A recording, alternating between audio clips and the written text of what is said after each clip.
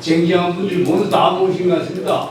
우리 서로 열렬히 환영하고 서로 격려 지지하는 차원에서 큰 박수로 함께 환영합니다. 오늘 심포지엄은 대표 주제로 이재명 정부의 한반도 평화 프로세스라는 주제로 진행합니다. 사회는 김태일 전 장안대 총장님, 주제 발표 1, 도천수 남북평화의 상임대표님, 주제 발표 2, 임상수 전 서강대 부총장님, 의회 토론은 동방영만 남북경제인연합회 부장님, 토론인은 김창수 전 민평통 사무처장님, 이런 순서로 진행하도록 하겠습니다. 김태일 전 총장님께 마이크를 넘기도록 하겠습니다. 네, 반갑습니다. 김태일입니다. 저는 교직에서 은퇴하고 지금은 몽양 여운형 기념사업회 이사장으로 일을 하고 있습니다. 오늘 이런 시간에 날씨도 더운데 이렇게 자리를 가득 채워 주셔서 조금 놀랍기도 하고 아주 감사드리는 마음 가없이 크다는 말씀을 드리겠습니다. 오늘 주제가 이재명 정부의 한반도 평화 프로세스입니다. 아직 이재명 정부는 이에 대한 아주 정리된 의견을 아직 발표하지는 않았습니다. 그 인수위에 해당하는 국정기획위원회가 아직 이제 가동 중이고 이제 마무리를 하고 있는 것 같습니다만, 그 다음에 통일부 장관도 이제 임명된 지가 얼마 되질 않았습니다. 그러나 많은 기대가 있는 것은 사실입니다. 빛의 혁명과 광장 시민의 그 여망을 받아서 그 열정으로 출범한 정부이기 때문에 평화와 통일에 관한 많은 기대가 있는 것은 너무나 분명한 일이고, 이것을 새 정부가 어떻게 잘 정리해 나갈지, 또 우리를 정말로 편안하고 희망찬 미래로 이끌어 갈 것인지, 그런 비전을 좀 제시를 하기를 바라는 마음에서 오늘 이 자리를 마련했습니다. 이재명 정부는 출범하자마자 확성기와 대북 전단 살포 이것을 중단했고요. 그 다음에 국정원 대북 방송 송출 중지를 했습니다. 또 북한 개발 관광 허용 추진 조치나 또 출판 영상 일반의 개방 등과 같은 일방적 이제 유화적 조치들을 지금 취해 나가고 있고, 여기에 대해서 북한도 우호적으로 응하고 있다는 분위기를 우리가 느낄 수 있습니다. 그러나 이러한 기대와 또 좋은 느낌들이 정말로 한반도의 평화 정착과 통일로 이어질지 하는 것은 여전히 미지수입니다. 기대가 크기 때문에 또 실망이 크게 될지도 모르겠다는 조심스러운 마음도 함께 드는 것이 사실입니다. 아침에 여기에 나오다가 보니까 오늘 김여정 담화가 발표가 되었습니다. 이 자리를 위해서 오늘 아침에 발표를 한 거다니까 이런 생각이 들어서 아주 눈이 번쩍 뜨여서 그 전문을 다 이제 보았는데, 아마 김여정 담화가 나온 이후에 이런 첫 좀 공론의 장이 마련된 것도 아주 좋은 것 같고, 또 오늘 이 자리의 의미가 예사롭지 않은 것 같습니다. 그러나 김여정 담화의 내용은 우리가 좀 가슴 조마조마한 마음으로 들여다볼 수밖에 없습니다. 이렇게 얘기하고 있습니다. 지금 이재명 정부 어쩌고 저쩌고 하고 있는데 흥미 없다. 마주 앉을 일 없을 것이다. 논의할 문제도 없다. 이렇게 아주 단호하게 잘라버렸습니다. 이재명 정부에 대한 약간의 호의적 논평도 거기에 묻어 있긴 합니다만은, 어쨌든 김여정 담화의 전문은 이런 분위기입니다. 그래서 과연 이 정부가 어떻게 이 문제를 잘 풀어 나갈지 하는 것은 가슴 졸이는 일이 아닐 수가 없습니다. 김여정 담화는 동족이라는 개념의 시간대를 완전히 되돌릴 수 없게 벗어났다. 그간의 남북관계와 한반도 정세에 대한 총평입니다. 그러나 오늘 발표하실 두 분과 그 토론자들께서는 이 분야에 오랫동안 고민하고 연구하시고 또 실제적인 현장에서 일을 만들어 가신 분들이십니다. 이분들의 말씀을 통해서 조마조마하지만 이런 가운데서도 뭔가 희망 찾기를 해보기를 기대하고 있습니다. 앞서서 개회사를 말씀하셨던 이해합 목사님의 신문지 평화론 아주 정말로 의미 있게 들렸고요.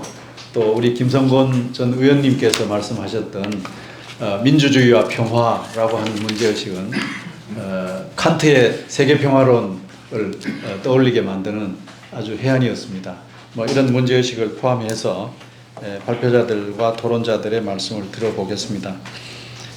발표자들께서는 15분씩 좀 내용을 축약해서 미래 전망 중심으로 설명을 좀 해 주시길 바라고요. 또 토론자 두 분께는 10분 시간을 드리겠습니다. 시간을 잘 지켜 주시면 이 자리에 모이신 여러 그 참가자들께서 말씀하실 기회도 넉넉히 있을 것 같습니다. 그러면 먼저 그 도천수 상임 대표님의 막혀 있는 남북 관계 어떻게 풀어야 하나, 또 임상우 전 서강대 부총장님의 동북아 플랫폼 구축을 통한 한반도 평화 체제의 모색, 두 분의 발표를 듣겠습니다. 그 도천수 선생님은 주로 우리 내부적으로 어떻게 무슨 일을 해야 될지에 대한 아주 섬세한 고민을 좀 제시하고 계시고, 또 우리 임상호 선생님은 한반도를 둘러싼 이 그 체제를 어떻게 잘 다듬어서 평화와 통일을 만들어 갈 것인지 하는 문제의식을 잘 좀 말씀해 주고 계십니다. 두 분의 그 말씀의 포인트가 잘 어우러지는 이런 발표인 것 같습니다. 그러면 먼저 도천수 선생님의 발표를 듣겠습니다. 15분 시간 드리겠습니다. 저는 우리 이해영 목사님 그리고 돌아가신 문익환 목사님을 모시고 우리 대한민국에서 통일운동 초기에 자주평화 통일민족회라는 사무총장 일을 하면서 통일운동을 그동안 지속적으로 해왔습니다. 나중에는 북에서 개천절 행사를 주관하는 당국민족 평화통일협의회라는 단체 일을 한 30년 이상 했는데, 사실은 지금 저희가 속한 단체를 포함해서 다 북에 해산했습니다. 근데 북에 해산한 걸 우리가 저희들이 생각하기에 서운하고 좀 이해가 안 가는 면이 많지만은 그걸 역시하지 않는 측면에서 좀 먼저 판단하고 이해를 해야 되겠다는 그런 그 마음으로 오늘 제가 발표하고자 하는 내용을 좀 풀어서 말씀드리고자 합니다.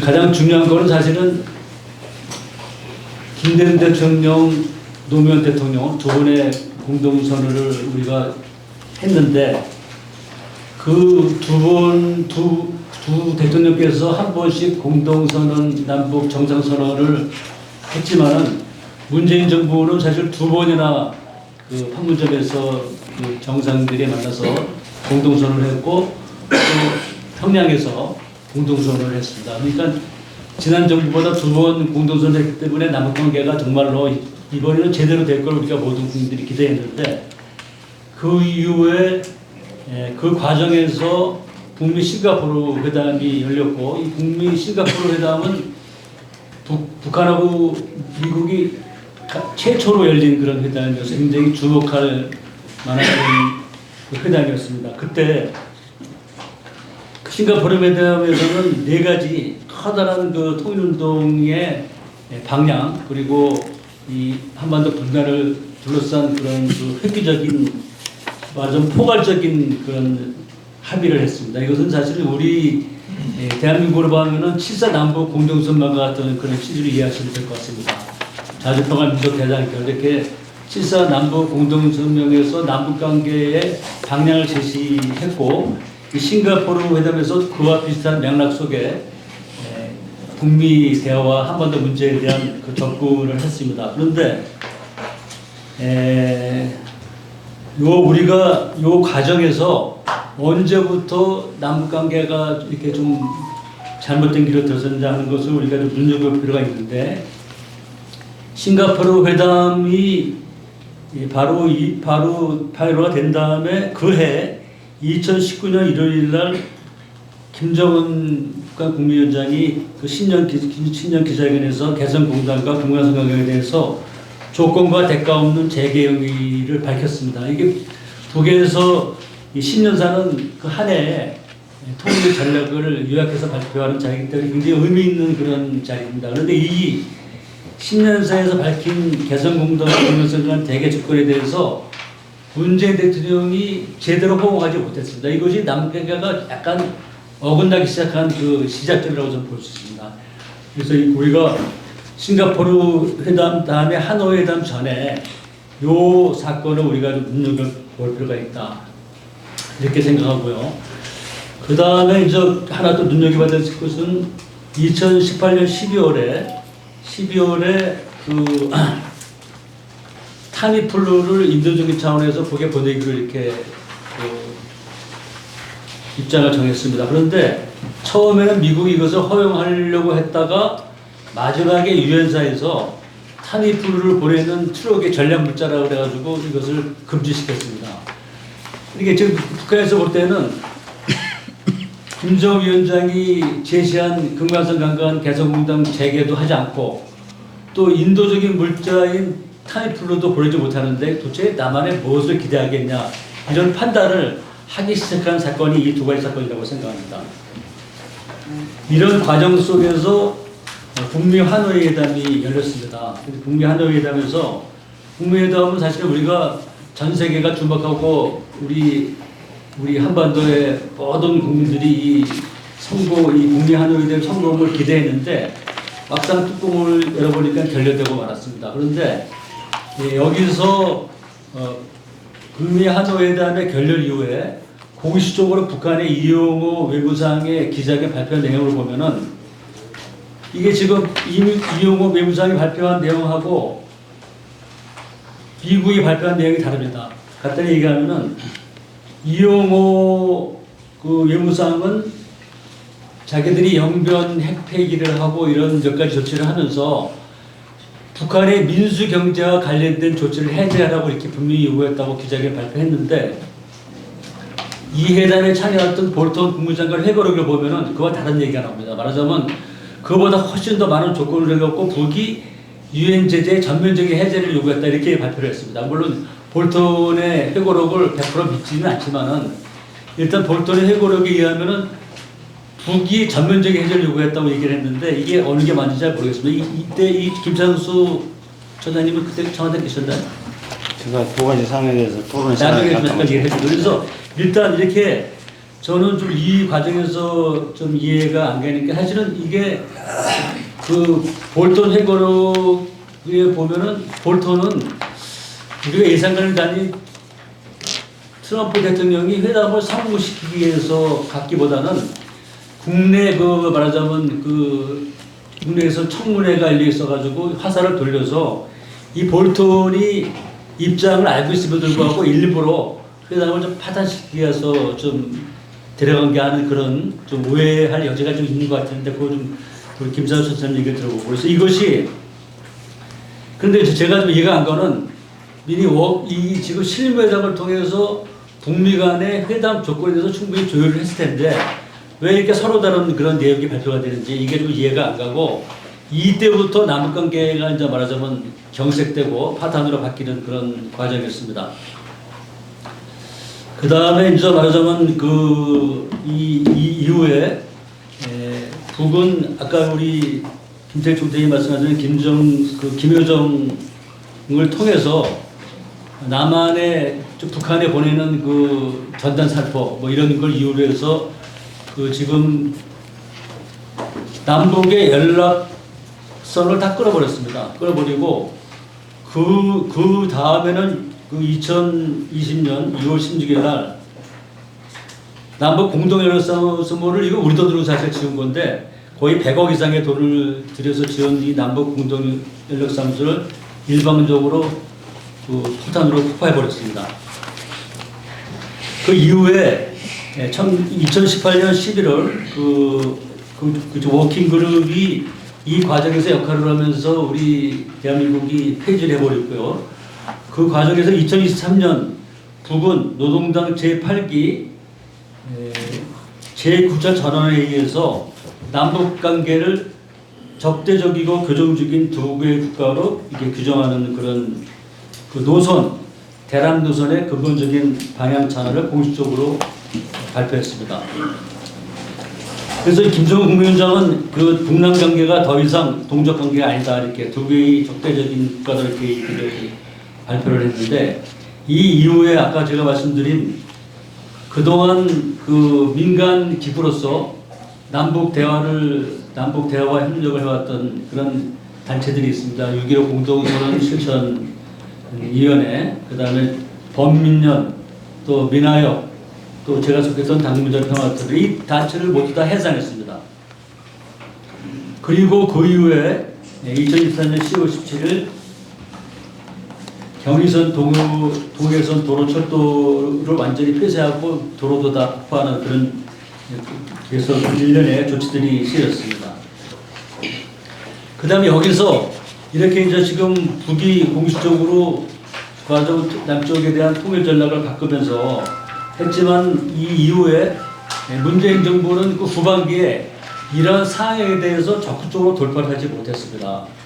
근데 여기서 제가 하나 좀 또 궁금한 거는 뭐냐면은 지금 문재인 대통령의 외교안보에 관련된 회고록을 보면은 정확하게 그 북미 한일회담에 결렬된 그런 그 배경이나 이유에 대해서 미국이 제대로 설명한 게 없다 이렇게 그런 그 표현이 나옵니다. 근데 이게 상식적으로 도저히 이해가 가지 않죠. 우리가 그동안 판문점 평양회담 2번과 또 판문점 그 이후에도 지금 한일회담 이후에도 판문점에서 남북 미국 이렇게 3자 그 회담이 있었죠. 회담 우리 배석을 한 거지만 이때까지도 말하자면 문재인 정부가 전혀 실마리를 풀지 못했습니다. 그래서 지금 이런 그 먼저 우리가 북한의 그 대남 통일 노선이 왜 바뀌는지를 이걸 북측 입장에서 먼저 이해를 해야 우리가 이거에 대한 대안을 찾을 수 있다고 저 생각해서 이 말씀을 좀 장하게 설명을 드렸습니다. 그럼 어떻게 해야 되느냐 좀 말씀드리겠습니다. 사실은 대부분의 경우에 지금 북미 트럼프가 김정은 위원장한테 친서를 보냈지만 친서조차도 받지 않았습니다. 그런데 일단 대부분의 우리 예상은 북미 대화가 이루어지고 북미 대화가 이루어지면 그 다음에 남북 대화가 이루어지고 이렇게 낙관적으로 되게 기대를 하고 있는데 이 북미 대화조차도 사실은 제대로 이루어질지 아직은 불투명한 상황입니다. 우선은 지금 최근에 보도에 의하면은 오는 10월달에 경북 경주에서 열리는 그 아펙 회의에 미국의 트럼프 대통령이 오면은 이때 뭐 말하자면 김정은 위원장을 연락을 해서 뭐 잘하면 판문점에서 만나고 뭐 더 좋으면 평양에서 갈 수 있지 않냐는 그런 기대 섞인 기사가 나왔는데 이건 아마 이렇게 대부분 저도 좋다고 생각하는데 지금 오늘 뭐 김정은 위원장의 발표를 봐서 그거는 좀 기대난방인 것 같습니다. 그런데 우리가 지금 북미 대화가 된다 하더라도 사실은 잘못하면 통미봉남이 될 수 있고 북한과 미국은 대화를 하지만 남쪽을 배제시킬 그런 가능성도 있고 뭐 그런 것을 염려해서가 아니라 지금 남북관계는 우리가 분단의 당사자이기 때문에 북미 대화를 굳이 좀 기다릴 필요가 없다고 생각합니다. 우리가 먼저 남북이 먼저 대화에 물꼬를 트는 그런 노력을 해야 된다는 것이 제가 오늘 발표하자는 주장의 핵심입니다. 그래서 저는 지난 김대중 대통령께서 남북관계를 풀어가시면서 이 핵적 정책의 원칙이었던 선민후관, 성공후독, 성경후정, 선의훈환 이러한 그 방침이 여전히 유효한 방침이고 우리가 지금 이 방침을 가지고 남북관계를 풀어나가야 된다고 생각합니다. 자, 근데 여기서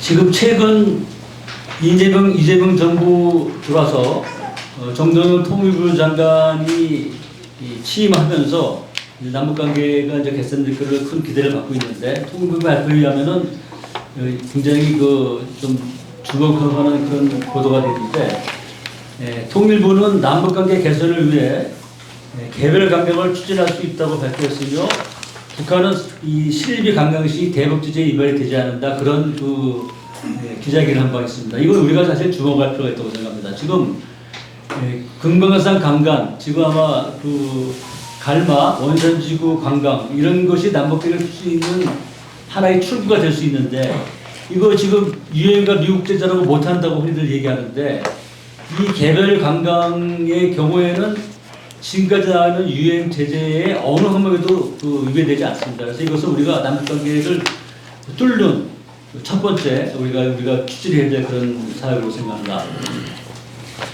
또 한 가지는 이제 전체적으로 지금 지난 하노이 회담에서 볼 수 있듯이 핵 문제 가지고 대화하는 것은 이거 굉장히 어려운 문제고 반드시 해결을 해야 되지만은 이게 쉽지 않은 문제입니다. 그런데 우리가 북미 간의 핵 문제에 관한 대화와 합의가 있을 때까지 우리가 기다려서는 남북관계가 풀릴 수 없다고 생각합니다. 그래서 저는 핵 문제에 대한 비핵화의 대안을 우리가 끊임없이 우리가 노력을 해야 되지만은 그 과정에서 아니면 그보다 먼저 남북이 민간이 경제 협력을 할 수 있는 길을 찾아야 된다. 저는 그렇게 생각합니다. 지금 저 단적으로 지금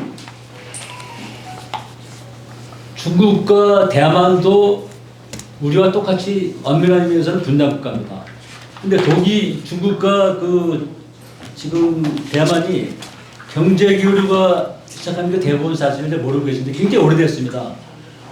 1980년 말부터 민간 교류가 시작됐고 1991년부터 상호 투자하면서 상호 교류를 시작했는데 이거는 일단은 중국이 하나의 중국이라는 정책을 쓰고 있음에도 불구하고 지금 현재 상황으로 2023년도 기준으로 대만에서 외국에 수출하는 비중이 가장 많은 나라가 중국 본토입니다. 그리고 미국이 2등입니다.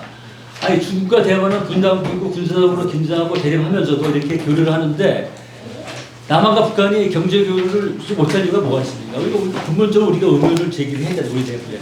그래서 우리는 중국과 대만처럼 민간이 앞장서서 경제 교류의 길을 뚫는 것이 남북의 말하자면 대화 협력을 뚫는 유일한 길이라고 생각합니다.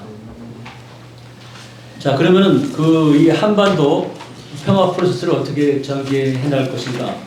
사실은 지난 트럼프 위기 시대 백악관의 참모들과 내각은 트럼프의 평화 노선을 따르지 않는 사람이 굉장히 많이 있었습니다. 그 당시에는 소위 내요권 세력이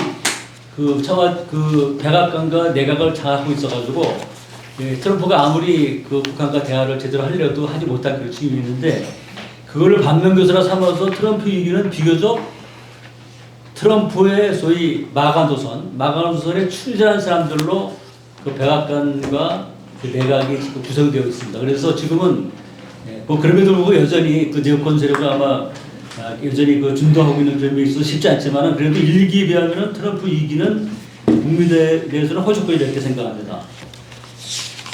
그런데 이제 문제는 미국은 트럼프 대통령이 김정은 위원장하고 대화를 하고 싶고 친서를 보냈지만 두 분 이거에 대해서 응답을 하고 있지 않습니다. 이미 그 이후에 북한은 상황이 많이 바뀌어졌죠. 말하자면 러시아와 전략적 동반자에 대한 조약을 맺고 지금은 이미 우크라이나 러시아까지 파병까지 하고 있는 상황이고 이 과정에서 러시아와 북한의 여러 가지 아마 경제 협력이 있을 것으로 예상이 되고 그런 과정에서 북한은 러시아와 교류 협력이 없을 때도 자력경쟁을 했던 그런 나라고 더군다나 러시아와 협력을 한 상황에서는 미국과 대화를 하지 않으려도 경제적으로 자립할 수 있는 그런 상황이기 때문에 더더군다나 트럼프와의 대화에 대해서 황급히 나서지 않을 거라고 생각합니다. 그래서 저희들은 북은 두 개의 적대적인 국가를 하더라도 우리들은 적대적인 두 개의 국가가 아니라 평화적인 국가, 두 개의 국가로 이렇게 방향을 잡아서 나가야 된다고 생각합니다. 흔히 이 한반도의 평화를 얘기하면은 통일을 포기하는 걸 이렇게 생각하는 사람이 많이 있습니다. 그러나 한반도의 평화는 한반도의 통일로 나가는 그 지름길이라고 이렇게 인식을 전환할 필요가 있습니다. 그래서 평화가 달성돼야 통일로 가는 길이다 이렇게 생각을 해야 되고, 그 다음에 그런 그 북이 통일의 3대 원칙을 폐기한 것도 남북이 이제는 역으로 통일의 3대 원칙을 제대로 지키는 방식으로 나가야 된다는 것을 이렇게 주장한 거를 이렇게 저는 이해를 해서 그것을 저희 대한민국의 통일운동이 포기해서는 절대로 안 된다고 생각합니다. 그 다음에 이제 지금 그래서 이런 과정에서 먼저 민간 교류의 그 물꼬를 뜨고 말하자면 경제 교류로 나가야 되는데 한 가지 우선 제가 유엔사의 역할에 대해서 좀 한 가지 덧붙이면은 유엔사 지난 타미플루를 북에 보낼 때도 유엔사가 불회했고 저희 트럭이 전략국자라면 뭐 리아카 끌고 갈 수 있는 거죠, 그렇죠? 왜 못 갔습니까? 그건 아마 제가 해석하기에는 트럭의 전략국자라고 거기서 우리 멈춘 것은 그 문재인 정부의 통일 의지가 부족한 거다. 좀 더 적극적으로 했어야 한다고 저는 생각합니다. 그래서 최근에 또 카톨릭 추기경 한 분이 판문점 방문을 신청했는데 불허했습니다. 근데 저는 소위 대한민국의 전시작전과 환수 문제는 정부에 맡긴다고 하더라도 현재 상태에서 전시가 아니고 지금 평화 작전권은 이미 환수가 됐죠. 그러면 지금 말하자면 타미플루 추록이 판문점을 거치는 그런 일과 또 추기경이 판문점 비무장지대를 방문하는 것이 전시에 해당하는 일입니까? 이거는 협정의 내용과 관계없이 우리가 미국과의 대화에서 정책의 협상력으로 풀어야 된다 이렇게 생각합니다. 그다음에 또 한 가지는 지금 우리 동방영방 회장님이 또 말씀하시겠지만은 경제교류도 이미 경제교류과 관련된 법을만 지켜도 할 수 있는 일이 많이 있다고 생각합니다. 그래서 저희들이 목표로 하는 것은 민간교류에 물꼬를 뜨는 일을 우리 통일운동 진영이 먼저 솔선수범해서 선조적으로 나서야 되고 그 방향은 먼저 경제교류다. 그리고 궁극적으로는 당장은 안 되겠지만 경제연합을 먼저 추진하는 것이 남북의 통일로 가는 지름길이라고 생각합니다. 예, 감사합니다. 예. 시간을 거의 잘 지켜주셨습니다. 거의. 다음은 우리 도천 선생님 발표는 아까 말씀드렸듯이 우리 한반도 내부에서 뭔가 좀 잘해보자 하는 것이고요. 그 다음에 그 잘해보는 방법은 김대중 대통령이 하셨던 선경후정, 또 선민후관, 선의훈안 뭐 이런 원칙을 가지고 풀어갈 수 있는 좀 과제와 해법을 찾아보자 하는 이런 요지인데, 다음에 발표하실 임상호 선생님은 좀 다른 각도에서 조명을 하고 있습니다. 대단히 흥미로운 점이죠. 임상호 선생님은 동북아 플랫폼이라는 한반도를 둘러싼 뭔가 새로운 시스템을 만들어 가지고 한반도 평화 통일 문제를 좀 접근하자 하는 것이고, 또 그 접근의 과제는 경제적인 문제를 넘어서서 정치적이고 군사 안보적인 문제까지도 피하지 말고 정면으로 좀 맞닥뜨려서 다루어야 된다 하는 입장이십니다. 두 분의 발표가 충돌하는 것은 아닙니다만 어쨌든 다른 각도에서 이 문제를 현재 시점에서 바라보고 있다 하는 점을 좀 유념하면서 두 분의 발표를 들어보시는 것이 좋겠습니다. 임상호 선생님, 제가 이렇게 설명드린 게 맞습니다. 예. 그러면 임상호 선생님 발표를 듣겠습니다. 네, 소개 감사합니다. 좀 전 도천 선생님 발표와 어떤 전체 물건의 안짝이라면 저는 바깥짝 그 취지를 말씀드렸는데 저는 좀 한반도 외부 상황을 좀 말씀드리려고 합니다. 새 정부 들어서 정비도 안 되고 하는데 이제 초미의 외교 안보 과제가 지금 진행되고 있어서 정부 자체나 또는 그 시민사회 관심도 모두 이른바 무슨 관세 협상이니 이런 경제 문제죠. 그냥 올인하고 있습니다. 물론 국가의 미래에 대단히 중요한 일이죠. 그런데 제가 말씀드린 어디 가서 야단 맞을 얘기인데 관세 5% 높고 낮은 지금 문제가 아니라 저희 지금 한반도가 처한 상황은 우리가 전 세계적으로는 기후위기, 인류 문명의 존망에 관한 얘기입니다. 기후위기는 그거는 누구나 다 겪는 건데 한반도가 특별히 지금 처한 이 지정학적 위기는 그야말로 중장기적으로 우리 민족의 미래라면 너무 희망적이고 정말 존망의 위기가 달려있는 문제이기 때문에 우리가 단기적인 그런 관심사는 정부가 최대한 알아서 잘하고 우리는 그냥 지원하고 어떤 결론이 나리던 어떻게 우리한테 나쁘게 하겠습니까? 새 정부가 하는데 그 과정에서 이게 지금 경제 문제가 안보랑 연결돼 있어가지고 어떤 안보 문제와 꼭 교환은 아니더라도 연계시켜서 중장기로 볼 때 우리의 국익과 대단히 어긋나는 결과가 나올 수 있어서 걱정이 됩니다. 그래서 오늘 제가 말씀드리고자 하는 것은 초단기적인 그런 우리 외교 안보의 정책이라기보다는 중장기적 어떤 국가 기획을 말씀드리고 싶습니다. 이것은 전혀 개인적입니다. 이 과정에서 코웃음을 받을 수도 있지만 우리가 전 세계 외교학과 역사적으로 그 외교적 상상력이라는 표현이 있습니다. 단순한 문학적 상상력이 아니라 이제 대표적인 그 예로 들어서 말하자면 헨리 키신저가 1971년 이른바 닉슨 대통령 취하에서 중국과 교류를 한 것을 거대한 외교적 상상력이라고 합니다. 즉 소련을 고립시키기 위해서 그동안 적대했던 냉전 논리 속에 적대했던 중국과 손을 잡는 키신저는 키신저는 외교의 달인이라고 알려져 있지만 역사 박사입니다. 제가 역사하고 꼭 서양사를 전공해서 이제 관심을 갖습니다만 그 박사학위 논문이 1815년 비엔나 체제의 형성입니다. 즉 나폴레옹이 전 유럽을 휩쓸어서 재편해놨는데 그것을 완전히 돌리는 물론 보수 반동으로 봤습니다만 새로운 외교적 상상력으로서 유럽이 재편되고 향후 100년 이상의 유럽의 체제가 확정되는 그러한 그 비엔나 회의인데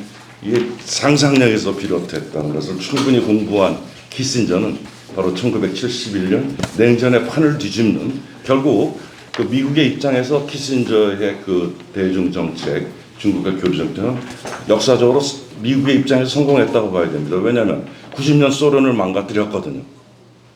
달성한 겁니다. 이것이 외교적 상상력이라고 하는 것입니다. 서론이 길었습니다. 제가 말씀드리고자 하는 그것이고 이 외교적 상상력을 말씀드리고자 하는데 한 가지 대단히 여기 계시는 그 통일 평화운동에 일생을 바치는 여러 선생님들한테 대단히 불편한 말씀을 드릴 수도 있습니다.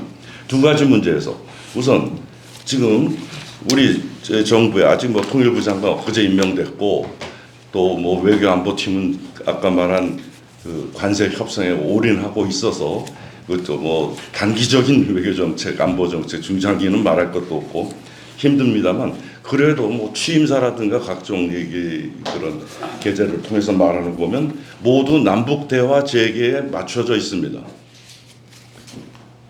그리고 이 자리에 계신 모든 오늘 두 선생님 필두로 그렇게 하고 있습니다. 너무도 당연한 얘기죠. 남북이 소통을 해야죠.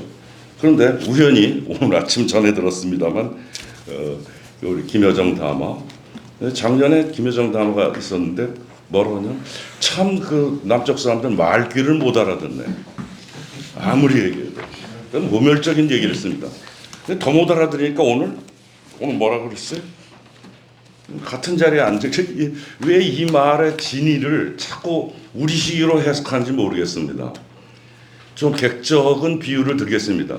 우리가 남녀가 만나면 손바닥이 마주쳐야 소리가 난다는 말이 있는데 어느 한쪽이 싫다는 거예요. 연애거나 결혼을. 그런데 되게 여기 남성 얘기를 해서 그렇습니다.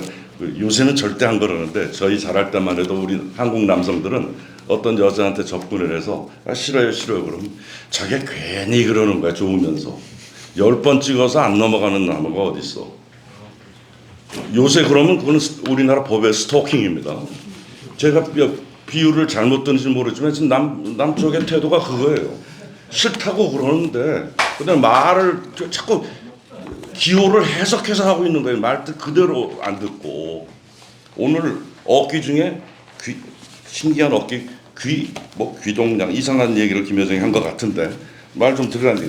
그러니까 제가 오해가 있을 거는 남북의 우리 민족 동일성을 확보하기 위해서 모든 노력을 기울이는 건 너무도 정당하고 해야 될 일이지만 조금 다른 상상력으로 다른 방법으로 접근을 해볼 것을 오늘 제가 제기하고자 합니다.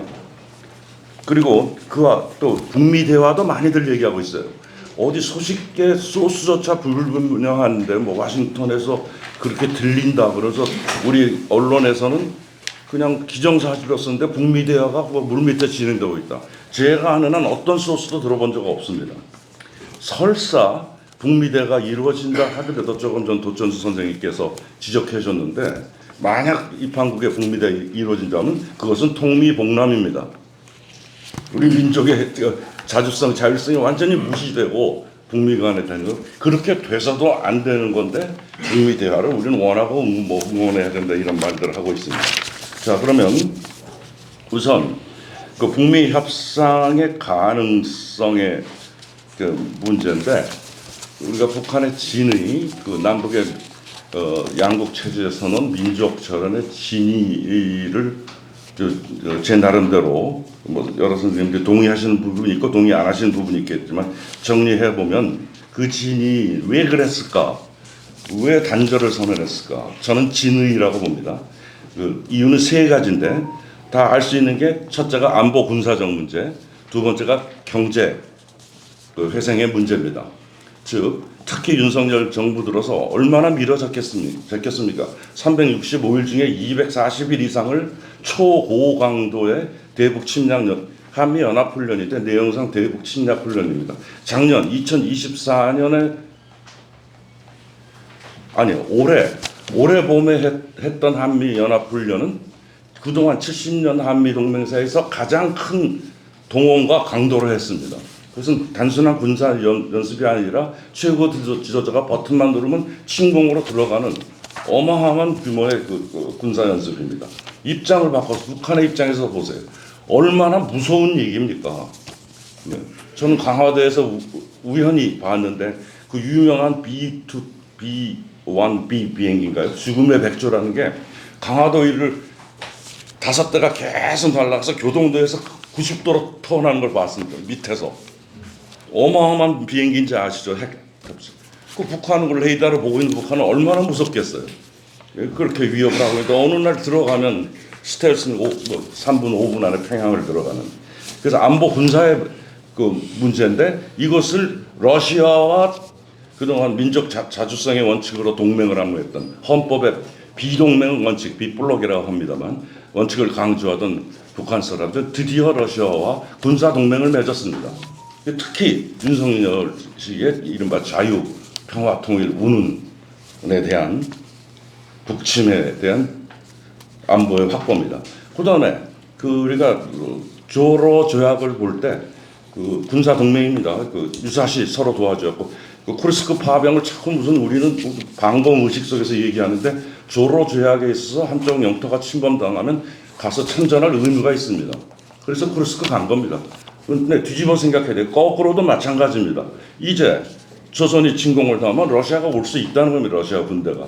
그런 심각한 상황을 우리는 인식을 해야 되고 경제 그 조로 조약에는 뒷부분 4조 5조만을 우리가 그 군사 조약만을 초점을 맞추는데 뒤에 보면 전부 다 경제에 관한 조항입니다.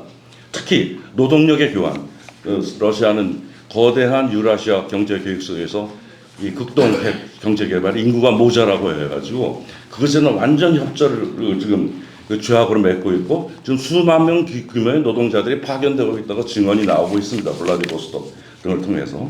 그러니까 두 가지 북한의 이는 이제 그동안 하노이 회담, 싱가포르 하노이 회담까지는 태양을 바라보고 바다를 바라보고 즉 미국을 바라보고 미국이 경제적으로 해제해주면 미국과 친하게 살면서 국가의 미래를 모색했는데 하노이 결렬 이후 2년 3년의 숙고 끝에 완전히 대륙으로 전환한 겁니다.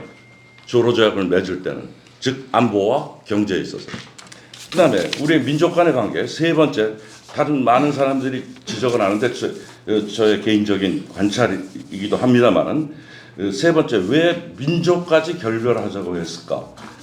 문화 침식에 대한 우려입니다. 즉 여러 가지 뭐 USB 등으로 들어가는 이 남쪽의 자본주의 문화에 대해서 이 젊은 세대들은 배고픔을 고난 행군 시대 이후에 태어나서 밥은 먹고 사는 세대들인데 지금 복장이 남한 사람을 닮아가고 남한 젊은이를 닮아가고 있고 남한 유행가를 부르고 드라마를 보고 막 어마어마한 법을 내서 막 공개 처형을 하는 대로 침식되고 있습니다.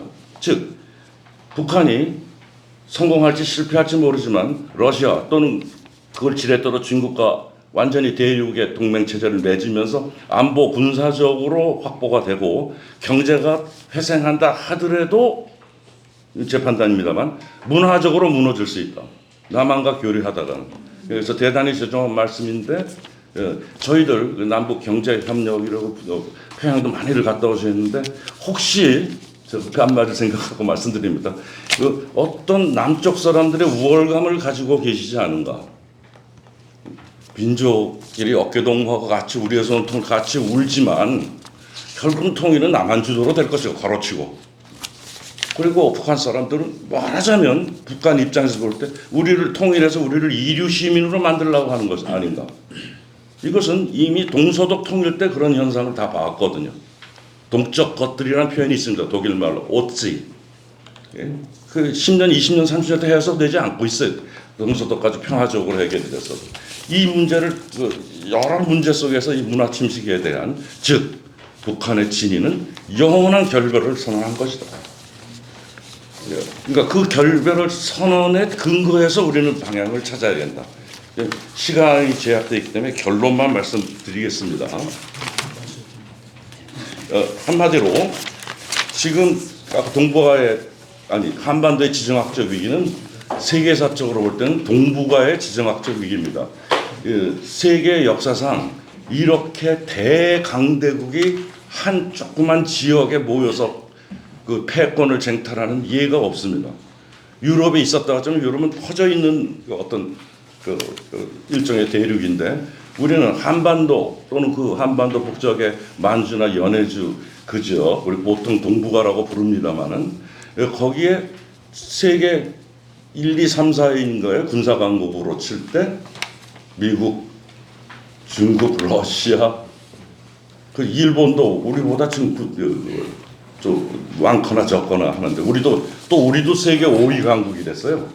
그러니까 전 세계에서 군사력으로 뭐 핵무기는 차치하고라도 전통 무기로서 가장 밀집되어 있는 그런 지역이기 때문에 이것을 어느 한 구석 즉 남북이 저는 되지도 않는다고 보면 대화로 해소한다고 해서 해결될 문제가 아니라는 거죠. 우리가 입장을 전 세계사적 강대국제 입장에서 따라서 이럴 때는 아까 그 키신저가 박사학위 연구한 그 위인 회의 몇 대를 어디서 들으셔 우리 역사 공부했지 않겠습니까? 비엔나 회의라든가 1919년 베르사유 회의라든가 그 강대국들 사이에서 어떻게 결론이 났든 그렇게 해소되지 않으면 해결되지 않을 그러한 지정학적 특성을 가지고 있다는 것이죠. 세계사적 유례가 없는. 따라서 제가 제시하는 동북아 평화 프레임 플랫폼이라는 것은 요새 플랫폼이란 말이 너무 유행하지만 우리말로 뭐 체제라고 씁니다. 역사학적으로는 평화 체제. 근데 그 대개는 완성되었을 때 체제라는 말을 씁니다. 시스템. 근데 대화를 할 수 있는 어떤 판을 벌이자를 저는 그냥 동부 같은 거 플랫폼이라고 말을 했습니다. 이 플랫폼에서 너니 나니 할 것 없이 이 강대국들이 자기들의 이해관계를 조정하고 오래 걸립니다. 우리가 아까 베르사유 조약, 비엔나 조약 다 대개는 1년 이상씩 논의를 해요. 그만큼 토론할 게 많습니다. 우리가 동북아에서 어떤 강대국간 논의가 있다면 먼저 핵 문제, 북핵 문제를 해결해야 되고 경제 교류 문제를 해결해야 됩니다. 그런데 만약 그런 플랫폼이 형성되었다고 치더라도 가장 어려운 문제는 한반도 자체, 지금 남북 압록강, 두만강 이남의 그 자체의 지정학적 성격입니다. 이 지역을 예를 들면 그 미국이 지금 우리가 남쪽을 점령하고 있습니다만은 압록강, 두만강까지 영향력을 확대한다. 러시아와 중국은 도저히 용납할 수가 없습니다. 거꾸로 그동안 우리 70년 한미 동맹이 그것인데 중국이나 러시아가 이 남쪽까지 다 장악한다는 거, 미국으로서는 태평양 방어선이 무너지는 걸 도저히 용납할 수가 없습니다. 이건 영원한 그 평행선이죠. 자, 이제 제기합니다. 제가 강정일 박사님도 계시지만 우리 통일운동 일각에서 중립화 운동을 한다는 말씀을 보셨을 텐데 중립화의 가장 핵심적인 개념은 영어를 좀 써서 죄송합니다. 버퍼존, 자동차의 범퍼, 우리가 범퍼라고 하는데 버퍼존, 완충지대화를 하는 것입니다. 한반도 전체를 어느 쪽도 못 들어온다. 이때야만 만약에 대단히 어려운 일이라면 이때야면 대륙의 세력과 해양의 세력들이 서로 수긍할 수 있습니다. 서로 들어가지 못한다고 할 때, 그것이 확보될 때, 그것이 이제 중립화 조약일 것이고, 그 다음에 단순히 지금 군사 외교 안보 측면만 얘기했는데, 아까 러시아의 극동 지역, 러시아의 대륙 경제 체제, 푸틴의 원대한 계획이 있습니다. 그 중에 일익을 담당하는 극동 경제 개발, 여기 전문하시는 분도 이 자리에 계실 것 같은데, 그 계획이 상당히 구체적인데 다만 여러 가지 여건, 뭐 전쟁도 저쪽 우크라이나에 있지만 전쟁이 끝난다 하더라도 러시아의 혼자의 여력보다는 여러 가지 자본이나 노동력이 투입되는 것을 간절히 원하고 있고, 중국은 이른바 북극 항로 개척이란 말을 요새 많이 하는데 그 두만강 하구에 한 20몇 킬로가 막혀 있어가지고 결정적으로 나가지를 못합니다. 앞으로 미래의 그 해상 운송체가 달라지는데 그 북극 항로로 만약 그 두만강 하구가 경제 자유지역이 된다면, 평화적 중립적 경제 자유지역이 된다면 러시아, 중국으로서는 그 서방의 자본까지, 평화적인 자본까지 얼마들을 수 있고, 특히 미국이 문제인데 뭐 일본도 호시탄탄 그 대륙 진출을, 경제적 대륙 진출을 노리고 있는 건 너무도 당연한 얘기인데, 미국의 입장에서 지금 그 엉뚱한 소리라고 들을지 모르지만 미국의 국제 패권의 위상은 날이 갈수록 좀 하락하는 게 증명되고 있습니다. 이 말이 좀 오해가 있을까봐, 미국이 망했다 이렇게 들을까봐. 예를 들면 우리말에 달도 차면 기운다 그러는데 미국은 지금 보름달입니다. 어마어마한 무시무시한 군사력을 가진 세계 최강의 패권인데 보름달입니다. 보름달이란 내일부터 작아질 수밖에 없는 그런 형국에 있고, 이 트럼프의 그 단발마 파락하는 그런 패권, 그 경제 패권주의는 기울어가는 미 패권을 한번 일으켜보라는 단발마적 발악이다, 이렇게 세계사적으로 저는 그 해석을 해야 옳다고 봅니다. 마무리를 하겠습니다. 이 과정에서 그러니까 동북아 이 평화 프레임워크는 안보적으로 그리고 경제적으로 강대국의 이익이 되도록 한다는 것입니다. 이 과정에서 한반도는 어떻게 해야 될 것인가, 제 발제문의 맨 마지막 페이지쯤 될 텐데 되게 4단계를 제가 제시했는데 우리 국내에서 논의가 안 되는 저 나름대로의 어떤 제안이라서 좀 엉뚱할지 모르지만 요약해서 4가지를 말씀드리겠습니다. 우선 우리가 세상에 전쟁이 끝나고 72년 동안 정전체제로 있는 전쟁은 세계사에 없었습니다. 평화 조약을 맺어야 됩니다. 참전국, 즉 남북 미중이 평화 조약을 맺어야 돼. 저는 그걸 코리아 평화회담이라고 부르고 당장 개최를 해야 된다. 설득을 시켜야 된다. 미국과 특히 미국을. 그리고 그 결과는 한반도 평화조약이다. 평화협정이란 말을 요새 많이들 합니다만 협정이 아니라 조약은 국회의 비준을 받는 걸 말합니다. 한반도. 이 세상에 모든 크고 여러 나라가 참전해서 오랫동안 싸웠던 전쟁은 반드시 평화조약으로 끝나게 돼 있습니다. 우리는 72년 동안 안 끝나고 있어요. 바로 거기에 당위성이 있습니다. 한반도 평화조약은. 이 조약의 부수조건, 두 번째입니다. 부수조건으로서 이게 사실 원인과 결과가 뒤집힐 수 있는데 어떻게 강대국들이 안심하고 평화조약을 맺을 수 있느냐. 그것은 아까 얘기한 대로 한반도가 버퍼존, 완충지역으로 작동할 확신이 있을 때만 중국이건 미국이건 사인을 하게 될 것입니다. 따라서 남북은 동시에 영세중립국을 선언하는 것이 필수 조건이 되며 필요 조건이자 충분 조건이 되는 겁니다. 따라 이렇게 되면 한반도는 완충지대가 되고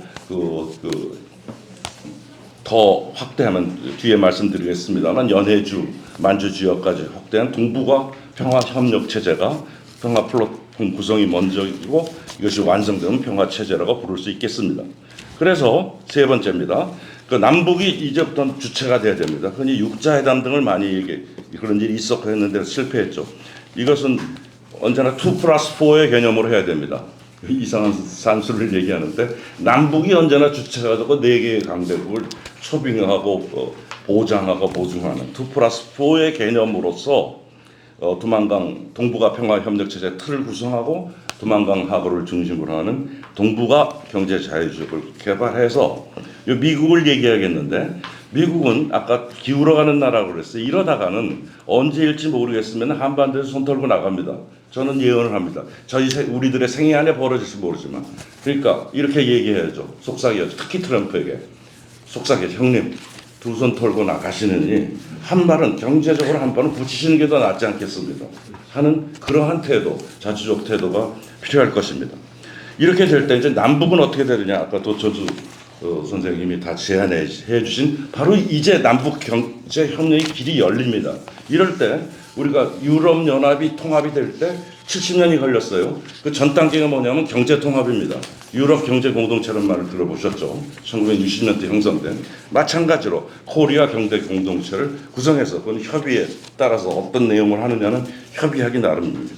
그러니까 동북아 경제 자유지역을 먼저 동북아 평화 플랫폼 틀에서 만들고 그 안에서 남북 경제 공동체로서 민족의 이익을 번영을 추구한다는 겁니다. 마지막으로 우리가 이미 6.15 선언에 합의했지만 바로 양쪽에 남북 양쪽에 서로 자기를 주체한 통일을 마음속에 놓고 합의문을 쓴 겁니다. 그러니까 모호한 말을 썼어요. 당분간 잠정적인 특수 관계니 이런데 그때까지는 서로 남쪽은 남쪽대로 자유민주주의 통일을 헌법에 넣고 있으니까요. 또 북쪽도 마찬가지였습니다. 근데 북쪽은 이제 통일을 포기했습니다. 안 한다는 거고 남쪽은 아직까지도 헌법을 개정하지 않고 자유민주주의 통일인데 이 자유란 말은 우리가 생각하는 자유가 아니라 북한에 들을 때는 흡수 통일을 의미하는 것입니다. 그렇기 때문에 안 됐으니 이제 남북 국가연합을 구성해야 되는데 이 남북 국가협회는 아까 또 전수 선생님들 깜짝 놀랐는데 양국 체제를 우리가 인정해야 된다. 그러나 우리가 이 남쪽에서 양국 체제를 얘기하면 어떻게 되겠습니까? 그날부터 어마어마한 남남 갈등으로 정권의 생명이 흔들립니다. 따라서 방법은 우회적 방법이죠. 동북아 평화 플랫폼에서 이런 코리아 평화회담문에서 4대 강국이 사인을 하고 남북이 사인하면 벌써 국제조약에 사인을 한다는 것은 한 국가 대 국가입니다. 자연스럽게 국가와 국가가 사인하는 양국체제가 돼버린 거예요. 인정하는 거예요. 국제적으로. 그럼 국내적으로 들어와도 나중에 이제 비준 문제는 남아 있겠습니다만 논란이 있겠습니다만 이 국가보안법이니 그거 쫙 해가지고 우리 평화통일헌법의 문제가 우회적으로 해결이 되는 겁니다. 이 남쪽 안에서 여러 선생님들 말씀하시지만 남쪽 안에서는 우리 평화통일헌법의 문제가 해결되지 않습니다. 영원한 아까 선생님 말씀 영원한 논쟁거리고 논쟁만 하면 좋은데 아까 우리 김 의원님 내전의 상태까지 가는 그러한 우려니까 양국 체제 문제를 밖에서부터 안으로 들어오게 하자. 그래서 결론입니다. 이 남북 국가연합은 서로의 국방권과 외교권을 갖는 겁니다. 다른 나라입니다. 그게 이해하기 쉽게 유럽연합을 예를 들면 유럽연합은 27개국 각각의 국방권, 외교권을 가지고 있습니다. 그러나 유럽의 공동이익 속에서는 유럽연합 정부라는 데서 움직이죠. 제가 제안하는 남북 국가연합은 6.15 때 남북 뭐 낮은 단계 연방 그것이 아니라 유럽연합을 모델로 하는 각기의 국방권과 외교권을 보장하는 코리아 국가연합입니다. 이거 아까 중립화도 되고 종전 평화적인 맺어졌더라도 국가연합이 꼭 돼야 되는 것은 이제 가만 놔두면 북한은 대륙으로 가버립니다. 영구 분단이 됩니다. 따라서 우리의 민족적 동질성을 유지하기 위해서 남북 국가연합으로 묶어놓고 통일은 우리의 후손들이 결정하면 됩니다. 죄송한 말씀이지만 북한이 스스로 마음이지만 우리의 생애에는 통일이 안 될 겁니다. 근데 그렇게 그런 우리는 그 바탕만 초석만 깔아주고 그들이 필요하면 후손들이 필요하면 하면 됩니다. 그리고 이제 네 끝내겠습니다. 예. 언제 이걸 할 수 있느냐? 저는 제 판단이 맞는지 모르지만 트럼프의 독특한 개성이 있습니다. 예를 들면 짧게 얘기해서 노벨상을 탐낸다거나 예? 그때 트럼프를 앞세워서 형님해서 앞세워서 이걸 하십시오. 동북아 평화치를 만들면 세계 역사에 남는 노벨상은 10개도 타고 남을 것입니다고 이때 꼬드겨야 된다는 것입니다. 그래서 급해서 이건 너무도 객적은 소리인데 이 선언을 만일 이재명 대통령이 10월 30일 APEC 개막연설에 이 제안 코리아 평화회담 제안을 하면 얼마나 좋을까 하고 대통령한테 편지까지 올렸습니다만 보시지는 않았겠죠. 죄송합니다. 예.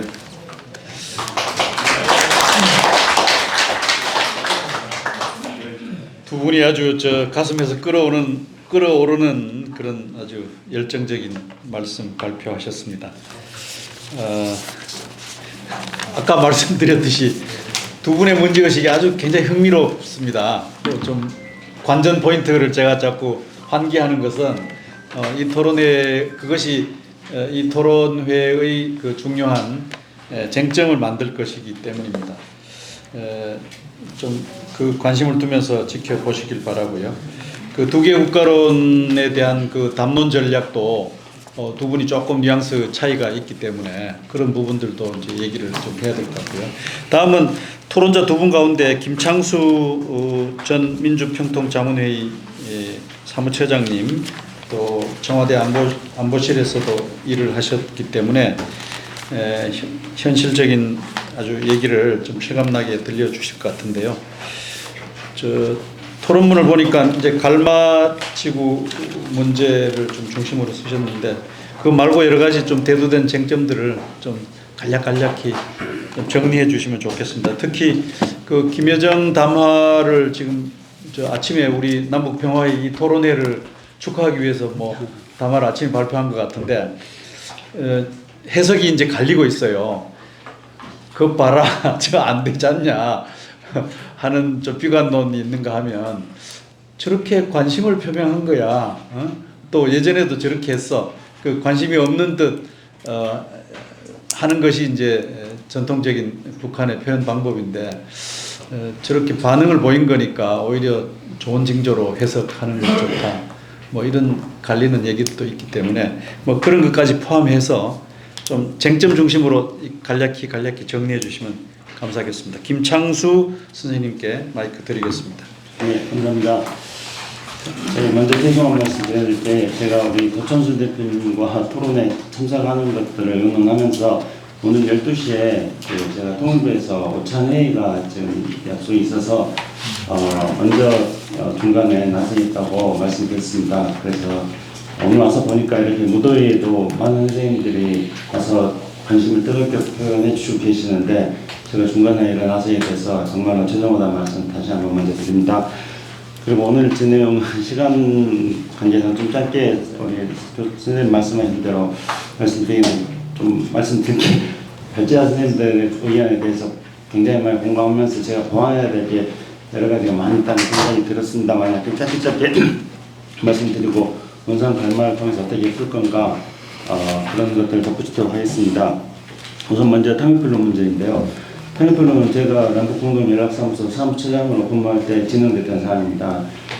결론부터 말씀드리자면은 우리는 이 트럭을 이동 개선까지 왔다가 다시 돌아가는 이동의 문제이기 때문에 제재 대상이 아니다 이렇게 봤는데, 미국에서는 초기에 이것을 해석할 때 이동이라는 것은 왕복의 문제가 아니라 특정 시점에 어느 위치에 있었느냐의 문제이다. 그렇기 때문에 트럭이 어느 시점에 개선에 가 있다는 것, 이것이 제재 대상이다. 이렇게 이제 미국이 해석을 했습니다.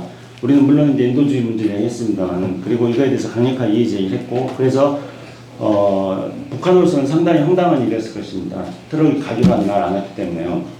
제가 이제 그 당시 북한하고 그 문제에 대해서 협상을 했습니다만, 그 이야기는 뭐 다음에 기회 되면 말씀드리기로 하고요. 그래서 미국이 다시 이야기를 해가지고 이동의 문제를, 인도주의적 물품의 왕복 문제는 이동의 제재 사항이 해당되지 않는다. 그렇게 해가지고 타미플루를 트럭을 통해 제공하기로 했습니다. 그런데 그때 무슨 일이 발생했냐면 국내에서 타미플루 부작용 사건이 발생했습니다. 언론에 보도가 되고요. 그리고 우리가 제공해 주기로 한 타미플루가, 우리가 보관하고 있었던 타미플루의 유효 기간의 마지막 단계에 해당됐던 시점이었습니다. 그래서 북한에서는 남쪽에서 이걸 제공해 주는 것에 대해서 고맙게 생각하느나 타미플루 부작용 현상이 발생하고 있고 남한 언론에서 이렇게 나왔기 때문에 자기 전문가들이 타미플루의 부작용에 대해서 충분히 검토를 하고 있습니다. 그래서 검토 결과 알려져 있습니다. 하고 나서 이제 그 타미플루 문제는 그 이후에 더 이상 논의가 되지는 않았습니다. 참고로 말씀드리고요. 그리고 아울러서 이제 그걸 계기로 해가지고 우리가 이 제재의 애초에 취지와 다르게, 오칭그룹의 애초에 취지와 다르게 운영되는 것에 대해서 미국에 이의 제기를 했고, 트럼프 대통령과 그 다음에 바이든 대통령에도 이런 사안이 제재가 오칭그룹이 얼마나 잘못 운영되고 있는가 하는 것을 이야기해가지고, 그 시점에서 트럼프 대통령과 바이든 대통령 같은 경우에는 그 부분을 충분히 우리의 문제기를 받아들였습니다. 그래서 트럼프 대통령 1기 트럼프 시기에 제재 문제에 대해서 다시 재검토를 해가지고 철도를 북한에 제공해 주는 것. 철도라는 건 이제 우리 여러 가지 시설과 장비가 들어가는 건데, 그거는 이제 제재 대상에 세제돼 있었습니다. 그러나 코로나 때문에 철도를 북한에 놓지 못했다는 사정이 있다는 점 말씀드리고요. 하노이당 같은 경우에는 문재인 대통령이 도춘 선배님께서 아주 상세하게 잘 설명해 주셨는데, 문재인 대통령이 회고록에는, 참고로 이제 제가 회고록을 조금 말씀드리자면, 문재인 대통령은 트럼프의 당선 가능성을 굉장히 높이 보고 있습니다. 그래서 문재인 대통령 회고록에는 트럼프에 대해서 비판하는 것 하나도 없습니다. 트럼프가 다시 재선되었을 때 북미 관계 개선의 가능성을 열어놔야 된다, 이런 취지 때문에요. 그래서 여기도 보면은 이제 박승환 선생님이 말씀하신 인용한 것도 보면은 정확하게 미국이 어떻게 말했는지 모른다 이렇게 이야기했는데, 그거는 공식적으로 미국이 하노이 결렬의 사항에 대해서 말해주지 않았다는 걸 말합니다. 우리가 판단하고 있지 않다는 의미는 아닙니다. 아울러서 이제 김정은 위원장이 여기 오쪽 마지막 부분에 보면은 하노이 농딜 이후 김정은 위원장이 여러 가지 답답한 심정을 표출하고, 때로는 남북관계가 교사는 의지만을 흘리지 않고 또 더 과감한 행보를 하겠다. 김정은 위원장이 김여정 노동당 부부장이 굉장히 세게 우리 정부를 비난하고 있을 때도 김정은 위원장은 이런 메시지를, 이런 편지를 계속 보냈습니다. 그래서 저도 이 친서들을 다 읽어봤었는데요. 좀 적어놓지 않아서 그런데 이 내용들은 어떤 거냐면은 김정은 위원장이 우리 장벽이 너무 높다는 걸 알았다.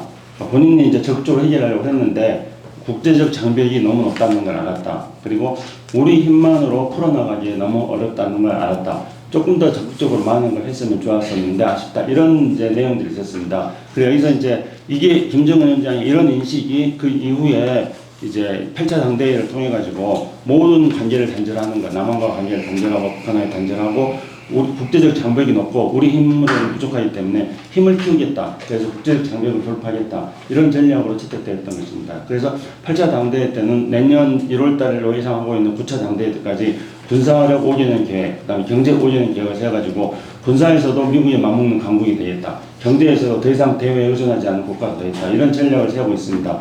그러면 저는 올해 10월 달에 노동당 창건 80도를 북한을 성대하게 축하할 겁니다. 그리고 내년 1월 달쯤 9차 당대회가 되면 북한 특유의 언술체계를 사용해가지고 굉장히 5년 계획을 성공했고, 그리고 뭐 제가 그 언어를 어떻게 북한 사용할지 예상 못하겠습니다만은 내용을 조금 그냥 속되게 풀어본다면은 우리는 이제 미국하고 맞짱 떠도 절대 흔들리지 않을 정도의 초강대국이 되었다. 근데 이렇게 말할 겁니다. 이건 다시 말하면은 이제 하노이 회담이라든가 또는 판문점 회담에 나섰던 그때의 김정은이 아니다. 이제 우리는 엄청나게 강국이 됐다. 다시 말씀드리면은 우리 몸값이 달라졌다. 그러니까 이제 하노이 회담 때 말씀드렸던 5가지 이제 이것만 풀어주라. 그러면 우리 연변 해제하겠다. 우리 이렇게 안 한다는 거죠. 이제 앞으로 이제 그렇게 나갈 겁니다. 그게 이제 그 연변 언상 갈마에도 그대로 드러나고 있습니다. 그런데 이제 오늘 김 회장이 말하는 거는 아까도 말씀드렸듯이 북한은 김정은의 메시지와 김 회장의 어떤 담화라는 투투대 전략을 구사했습니다. 그래서 2019년인가 20년인가 제가 정확히 기억이 안 나는데 하노이 깨지고 나서 김정은 위원장이 재력갱생으로 나가야 됐는데 우리 그냥 속담으로 제가 그냥 말씀드리자면은 아랫목이 온기가 윗목까지 가는데 시간이 걸리는 것입니다. 그래서 김정은 위원장이 명백하게 재력갱생으로 노선을 정면 돌파 재력갱생 노선을 증명했는데 그런데 이제 김정은 위원장 어디는 우리 일꾼들이 아직도 어려우면 실적을 내기 위해서 중국에 나와가지고 남조선에 손 내민 일을 한다. 이런 거 하지 말아야 된다고 굉장히 단호하게 이야기를 합니다.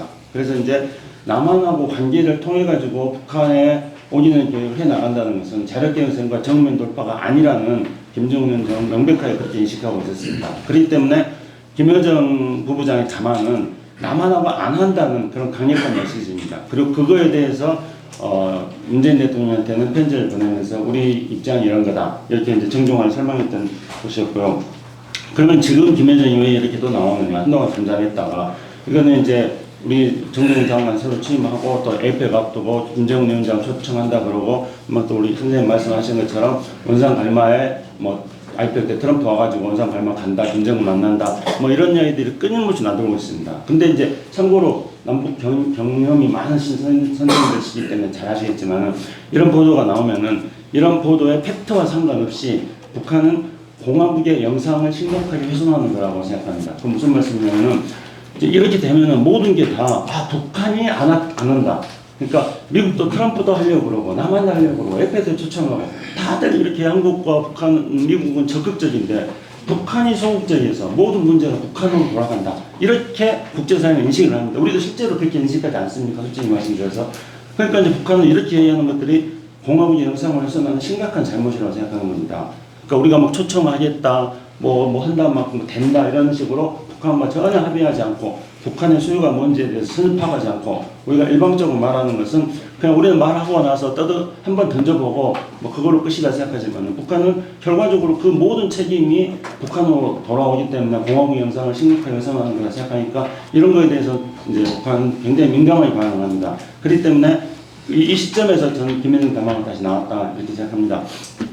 그러나 이제 앞으로 문제는 저는 앞에도 말씀드린 것처럼 이제 우리 8.15 대통령의 메시지가 중요하다고 생각합니다. 그러니까 북한이 이렇다 하더라도 우리가 끊임없이 아주 뭐 디테일하게 뭘 하자 이런 게 아니라 한반도 평화와 남북관의 발전과 북한 뭐 부흥 강국 이야기한다 그러는데 제가 요즘 그래서 부흥 번영 그러니까 한반도의 부흥 번영을 위한 비전을 끊임없이 저는 제시해야 된다고 생각합니다. 김여정이 이렇게 답변했다 하더라도요. 뭐 디테일하게 누구 추천한다 뭐 이렇게 말하면 안 되는 거라 생각하고요. 그렇기 때문에 대통령의 8.15 메시지가 중요하다고 생각하고 우리 이 평화회의에서도 남북 평화회의에서도 8.15 메시지 같은 것들 내는 것도 검토해 보시다고 생각합니다. 그것이 북한이 직접 답한다고 생각하지 않고 우리가 작은 증검다리를 하나씩 넣는 거다 이렇게 생각하면 된다고 봅니다. 그 북한은 노동당 10월 10일 80주년 창건 기념일을 상대하게 치를 겁니다. 그걸 바탕으로 내년 9월달 당대에 나가서 앞에 말씀드린 대로 이제 우리는 과거 우리가 아니다 이렇게 나올 거고요. 그러면 이제 본격적인 북한이 대외적으로 나설 수 있는 것은 내년 이후라고 생각하고요. 제가 거듭 말씀드리자면 내년 이후로 하더라도 우리가 소극적일 필요는 없다. 그래서 이제 8.15에서 그런 메시지 같은 거 내는 건 필요하고 그래야지 내년 이후에 우리가 통일봉남으로 가는 길을 막을 수 있다 이렇게 생각합니다. 원산갈마도 김정은 위원장의 이런 구상이 그대로 다 담겨져 있습니다. 그러니까 원산갈마 텔레비전 화면에서 보셨겠지만은 김정은 위원장이 2019년에 하노이 깨지고 나서 10월달에 금강산 가가지고 이런 허접한 것들 꼴도 보기 싫다 없애버려라 선대가 잘못한 거다 이렇게 말했습니다. 근데 우리가 생각해 보시면 금강산도 가셨겠지만 금강산에 있는 숙소라든가 뭐 이런 것들 전부 다 10년간 우리가 금강산 관광을 했습니다. 대부분 다 컨테이너 건물들입니다. 그렇기 때문에 김정은은 남북관계 이 수준에 대해서 이제 안 하겠다. 자력계 형성 정면 돌파는 이런 거 아니다 해가지고 원산 갈망을 통해서 보여주고 있는 겁니다. 원산 갈망 보시다시피 엄청나게 활약이 도대체 북한이 어떻게 저렇게 지었나 싶을 정도로. 그래서 남한한테 던지는 메시지는 앞으로 남북관계라든가 남북민간교라든가 남북 경협이라든가 이런 거는 과거의 남북 대화는 우리가 쌀비로 주고 북한 이산가족 응하고 이렇게 해서 남북 대화 시작했는데 이런 패턴은 아니다는 것을 우리에게 말해주는 겁니다. 그렇다면 우리가 과연 옛날과 같이 우리가 북한이 요구하는 북한의 수요에 맞는 남북 교류라든가 민간 교류라든가 우리가 이런 걸 할 수 있는 내부 준비가 되어 있는가? 우리가 과연 금강산 관광을 했던 것도 제대로 못했지만은 원산 갈마에서 북한이 만들어 놓은 것만큼의 우리가 할 수 있는 지금 내부 준비가 되어 있는가? 이런 것들 검토해 볼 때라고 생각합니다. 원산 갈마는 또 다른 한편으로 트럼프에 대한 메시지도 있습니다. 사실 원산 갈마는 김정은 2014년부터 구상을 했고 29년도에 완성하려다가 연기했고 2020년도에 다시 완성하겠다가 또 못했습니다. 근데 이제 트럼프 그래서 김정은 원산 갈마를 뭐 생각하고 있었던 건데 트럼프가 김정은한테 만나가지고 한국에 북한의 그 해안가에는 좋은 그 비치들 많이 있지 않느냐 거기에 콘도 지어라. 근데 트럼프는 거기에 관심이 굉장히 많이 있습니다. 그래서 트럼프는 원산 갈마에 대해 지금도 아주 많은 관심을 가지고 있을 것입니다. 원산 갈마에다가 트럼프 타워 하나 짓고 평화의 상징으로 만들고 싶어 할 것입니다. 근데 트럼프가 이렇게 말했습니다.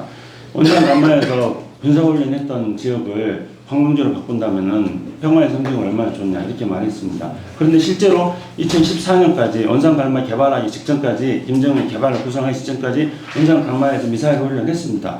그래서 대포 발사하고 미사일 훈련하고 군사 훈련 했는데 그게가 지금 관광지로 바뀐 거죠.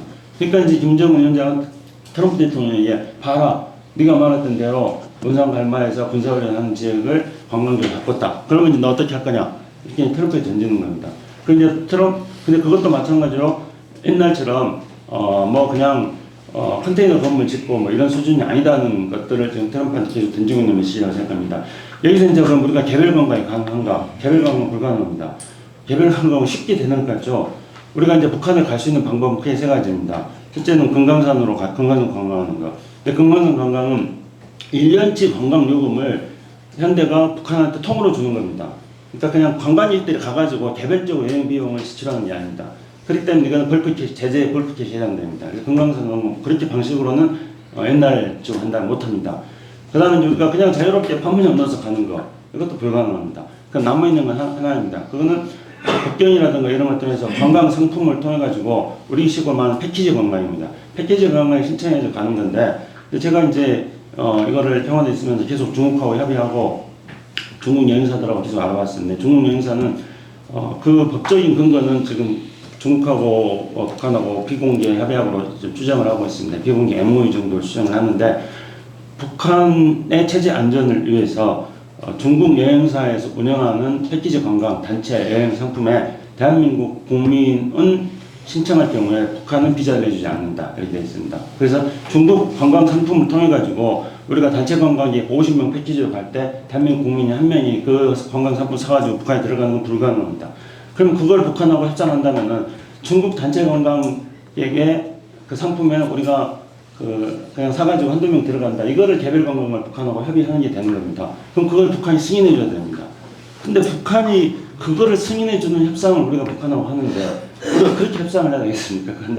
한다면은 원산 갈마 우리 10,000명 가겠다 1년에 뭐 이런 식으로 해야 된다고 생각합니다. 그래서 이제 조금 과거와 다른 방식으로 북한에 접근하고 그렇게 접근할 수 있는 제가 좀 속도에 표현해가지고 우리가 실탄을 충분히 가지고 있는가, 실탄을 어떻게 확보할 것인가. 실탄을 확보하는 데 있어서는 김성근 의원님 말씀처럼 남남 갈등이 또 엄청 심각하게 되는데 우리가 그걸 돌파할 수 있는 건가, 이런 것들을 검토하는 게 남북관계를 풀어나가는 출발점이 될 거라 생각합니다. 결론적으로 말씀드리면은 저는 북한이 이제 서서히 나올 거라고 생각합니다. 과거와 다른 모습으로 나올 거라고 생각합니다. 그럴 때 저는 우리가 북한 조심스럽게 나올 거기 때문에 북한이 나올 때 북한의 앞에다가 매우 튼튼한 징검다리를 우리가 몇 개 놔주는 것, 그리고 북한이 그 징검다리를 건너를 할 때 우리가 친절하고 따뜻한 손을 잡아주는 것, 이런 일이 일차적으로 필요하다고 생각합니다. 이상입니다.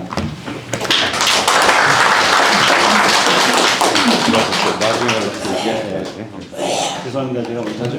네, 아주 중요한 함의를 담은 말씀들을 해주셨습니다. 시간이 저는 넉넉할 줄로 알았는데 하여튼 뭐 얘기에 빠져서 들다 보니까 시간이 많이 흘렀습니다. 다음은 동방명반 우리 회장님께 말씀 기회를 드리겠습니다.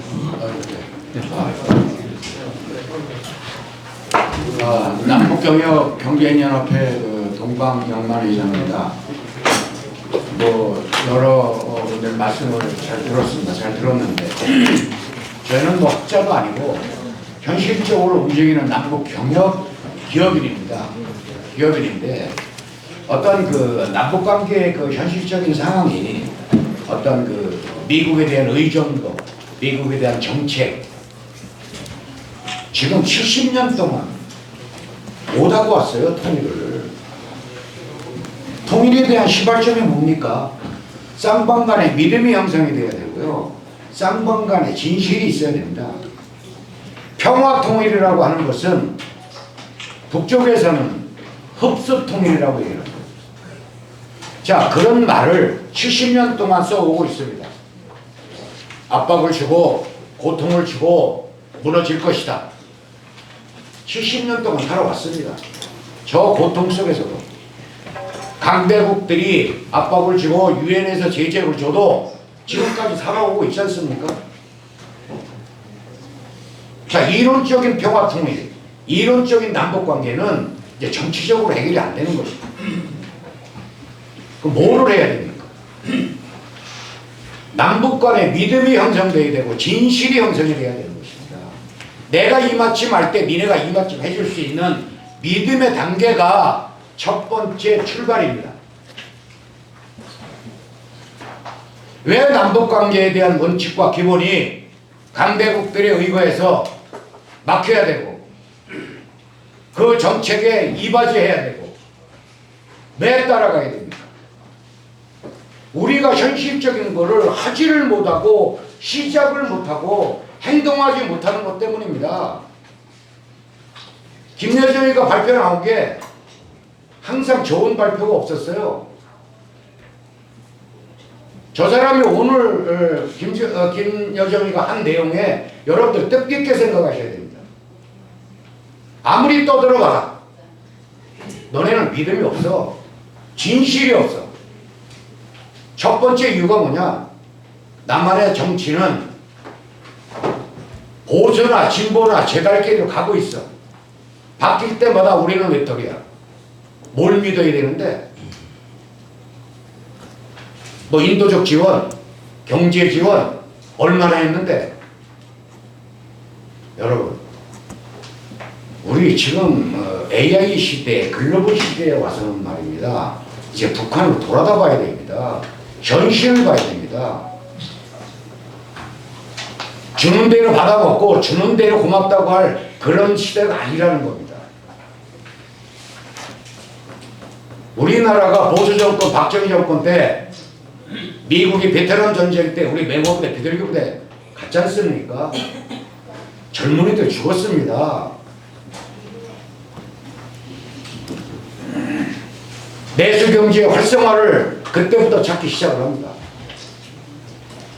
호응을 해야죠. 믿음을 줘야죠.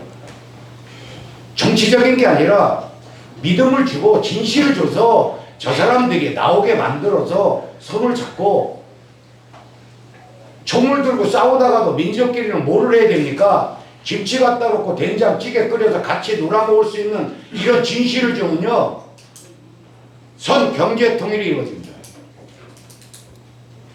선 경제통일, 후 평화통일의 제한적인 방법을 모색을 해야 됩니다. 맨날 70년 동안 외쳤던 게 뭡니까? 매스컴서부터 정치권에서부터 학자들부터 평화통일, 평화통일.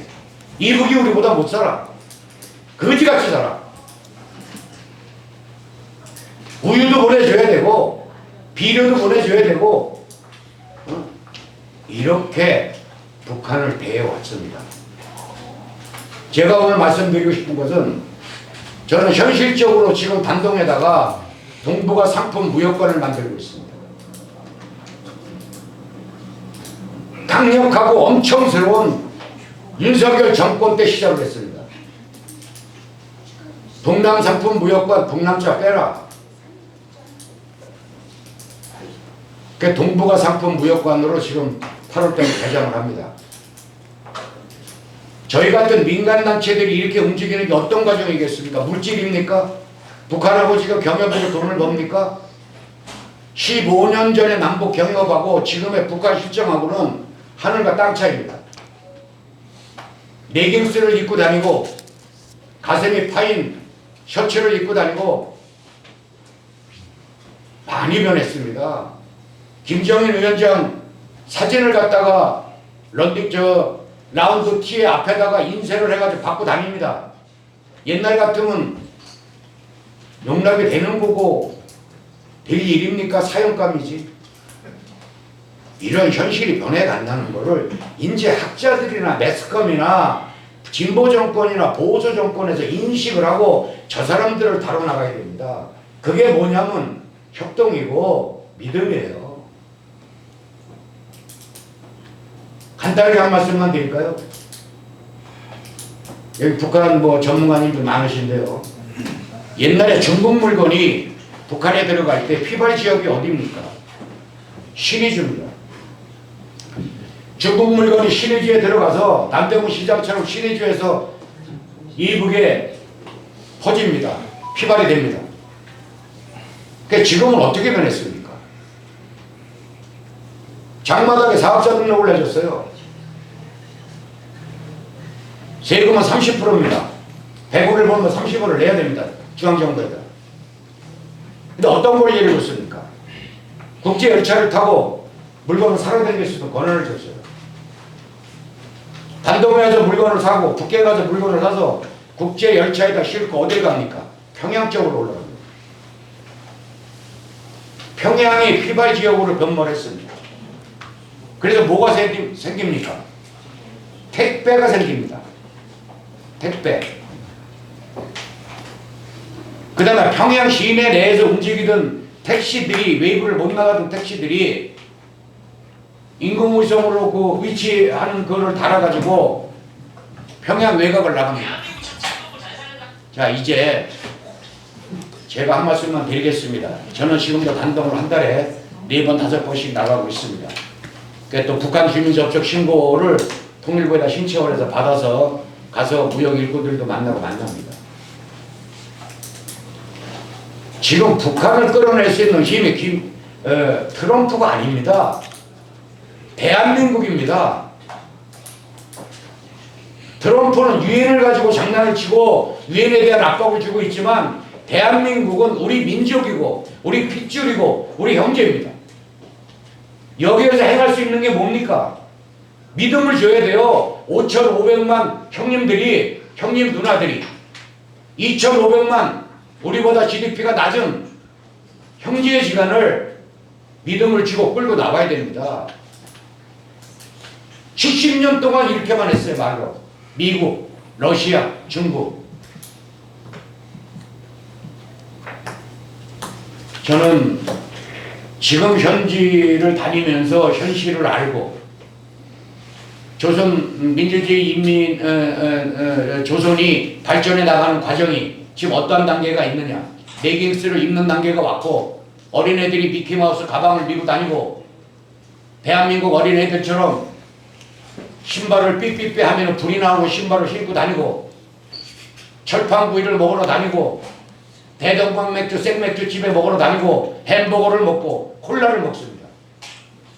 이제 우리는 이재명 정부에 제가 바라고 있는 원칙적인 게 하나가 뭔지 아십니까? 우리식으로 가자. 우리식으로. 믿음도 주고 행동도 하고 진실을 줘서 뜨거운 감정을 줄 때 뜨겁게 감정을 주고 눈물을 흘릴 때 같이 흘려서 손을 잡고 같이 대화를 하고 이끌어갈 수 있는 그런 단계를 만들 수 있는 게 지금 이재명 정부라고 저는 생각을 합니다. 저는 강력히 요구합니다. 우리는 우리 거를 해야 돼요. 유엔 제재요. 제재도 벗어난 거 많습니다. 구상무역 허가해야 됩니다. 정동훈 장관. 문재인 정부 때도 못했어요. 구상무역 못하겠습니다. 북한 주민 접촉 신고 허가 안 해줘서 문재인 정권 때도 못 만났습니다. 이제 때가 왔어요.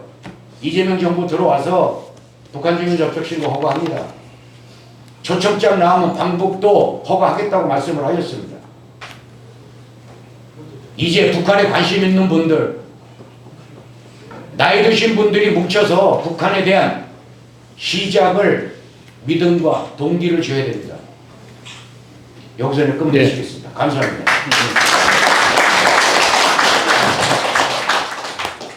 두 분의 발표와 두 분의 토론을 들었습니다. 남북한 당사자 사이에 노력이 중요하다고 보기도 하고, 또 한반도를 둘러싼 그 다자 간의 협력과 노력이 또 중요하다고 보기도 하고, 또 경제도 중요하고 군사 안보도 중요하고, 또 우리들의 그 정서와 마음도 중요하다, 뭐 이런 말씀들을 각각 해 주셨는데, 뭐 그런 것들이 다 어우러져서 새 정부의 중요한 그 평화 프로세스가 만들어지지 않겠나 이런 기대를 해봅니다. 그러나 이 말씀 중에 조금 그 입각점은 조금 다르지만 다 공통적으로 말씀하시는 바는 우리들 자신의 주체적 노력이라고 하는 것, 이게 중요하다는 말씀을 다 공히 네 분께서 말씀을 하셨고, 또 하나는 이제 좀 새로운 생각이 필요하다. 북한도 옛날 그 북한이 아니었고, 불과 뭐 얼마 전에 북한 우리가 생각했던 그 입장과 처지가 아니다. 또 실제로 북한의 현실이 우리가 생각하는 것하고 다르다. 또 미국도 불과 얼마 전에 미국과 또 다르고 우리도 또한 다르다 하는 새로운 상상력을 요구한다는 말씀이 아주 중요한 대목이었던 것 같습니다. 여러 가지 다양한 각도